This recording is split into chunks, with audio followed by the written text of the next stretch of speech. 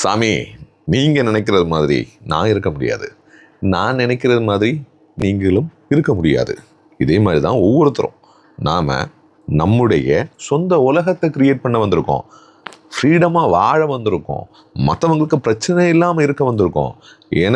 எனக்குன்னு சொல்லி ஒரு அடையாளத்தை உருவாக்க வரும்போது நீங்கள் நினைக்கிறது மாதிரி இருந்தால் அந்த அடையாளம் உருவாகுமா? அதனால தான் நிறைய பேர் பயந்து போய், தயங்கி போய், ஒடுங்கி போய் பேசாமல் இருக்கிறாங்க.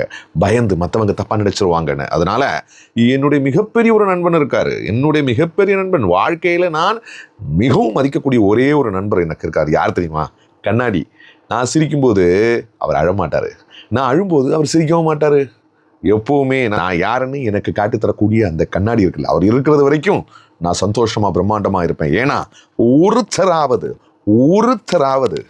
என்னைய மாதிரியே இருக்கார்ல, நான் நினைக்கிறது மாதிரியே இருக்கிறார்ல, நான் நினைக்கிற நேரத்தில் சிரிக்கிறாரு, நான் நினைக்கிற நேரத்தில் அழுறாரு. அந்த கண்ணாடி, இந்த கண்ணாடி மாதிரி ஒரு நண்பர், கண்ணாடி மாதிரியான உறவு உங்களுக்கு இருந்தால், நாம் உருவாக்கினால் பிரம்மாண்டமான வாழ்க்கை. இல்லைன்னா இன்னொருத்தருக்கு ஒரு கண்ணாடி மாதிரி இருக்கிற விஷயம் சாதாரணப்பட்ட விஷயம் இல்லை. அப்படி இருந்தாலும் சாமி பிரம்மாண்டமாக வாழலாம்.